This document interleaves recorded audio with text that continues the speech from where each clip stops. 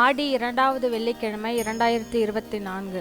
அம்மனை இந்த நேரத்தில் வழிபடுங்க, கேட்டது கிடைக்கும். அதேபோல் ஆடி 2வது வெள்ளியும் குழந்தை வரும் தரும் முருகப்பெருமானுக்குரிய தேய்பிறை சஷ்டியுடன் இணைந்து வருகிறது.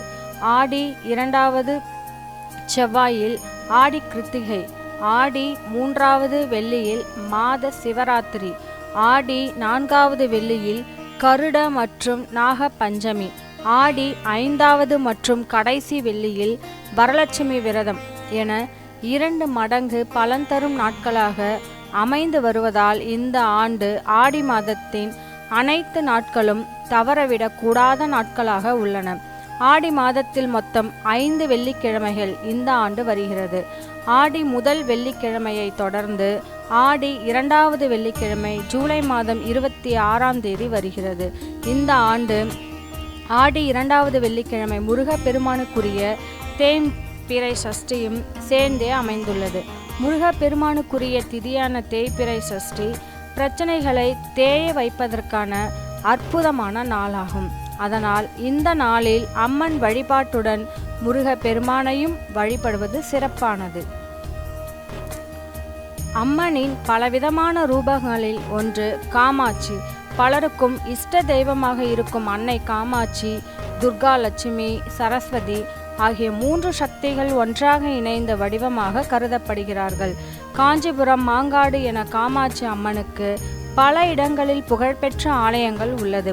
காமாட்சி அம்மன் பலரின் இஷ்ட தெய்வமாகவும் இருந்து வருகிறாள். அனைவருக்கும் தாயாக விளங்கும் காமாட்சி அம்மனை தான் ஆடி மாதத்தின் 2வது வெள்ளிக்கிழமையில் வழிபட வேண்டும்.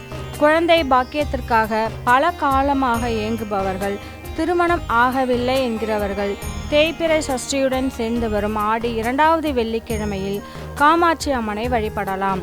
குழந்தை பாக்கியம், திருமண பாக்கியத்திற்கான ஜாதகம் பார்க்க செல்லும் பலரிடமும் குலதெய்வ வழிபாடு செய்ய சொல்லி பரிகாரம் சொல்லுவார்கள்.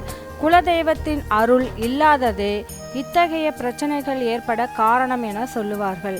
ஆனால் பலருக்கும் குல தெய்வமே எது என தெரியாததால் தங்களின் குறை தீர எந்த தெய்வத்தை வழிபடுவது என தெரியாமல் இருப்பவர்கள். அப்படி குலதெய்வம் எது என தெரியாதவர்களும் அன்னை காமாட்சியை குல தெய்வமாக நினைத்து வழிபடலாம்.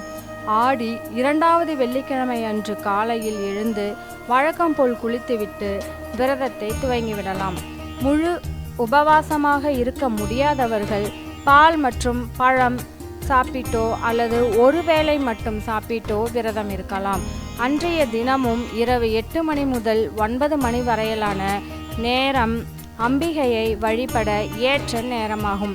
இந்த நேரத்தில் ஒரு மனைப்பலகையில் காமாட்சி அம்மனின் படத்தை வைத்து பூக்களால் அலங்கரித்து மலர்கள் மற்றும் குங்குமம் கொண்டு அர்ச்சனை செய்ய வேண்டும். நெய்வேத்தியமாக சர்க்கரை பொங்கல், பாயாசம் போன்ற ஏதாவது இனிப்பு படைத்து வழிபடலாம். அந்த பிரசாதத்தை சாப்பிட்டு விரதத்தை நிறைவு செய்து கொள்ளலாம். செல்வம் சேர வேண்டும், மகாலட்சுமியின் அருள் கிடைக்க வேண்டும், வீட்டில் தங்கம் சேர வேண்டும் என்பவர்கள் ஆடி 2வது வெள்ளியில் மகாலட்சுமியின் அம்சமாக இருக்கும் பொருட்களை வைத்து அவற்றிற்கு பூஜை செய்து வழிபடலாம். அதேபோல் பெண் குழந்தைகளுக்கு பிடித்த பொருட்களை வாங்கி கொடுத்து குழந்தை மகிழ்விப்பதும் மகாலட்சுமியின் அருளை பெறுவதற்கான வழியாகும். பொதுவாக பிரச்சனை தீர வேண்டும் என அம்பிகையை வழிபடுபவர்கள் காலையில் வழிபடுவதை விட மாலை நேரத்தில் அம்பிகையை வழிபடுவது சிறந்தது. ஏனெனில் வாழ்க்கையில் பலவிதமான துன்பங்களை தரக்கூடிய இருள் கிரகங்களை ஓட்டக்கூடியவள் அம்பிகை என்பதால் அவளுக்கு உகந்த வழிபாட்டு நேரமாக மாலை நேரமே கருதப்படுகிறது. அடுத்த பதிவில் உங்களை சந்திக்கும் வரை உங்களிடம் இருந்து விடைபெறுவது உங்களின் தோழி. இந்த கருத்துக்கள் உங்களுக்கு அனைத்தும் பிடித்திருந்தால் நம்மளுடைய சேனலை சப்ஸ்கிரைப் பண்ணுங்கள், ஷேர் பண்ணுங்கள், கமெண்ட் பண்ணுங்கள். தேங்க்யூ.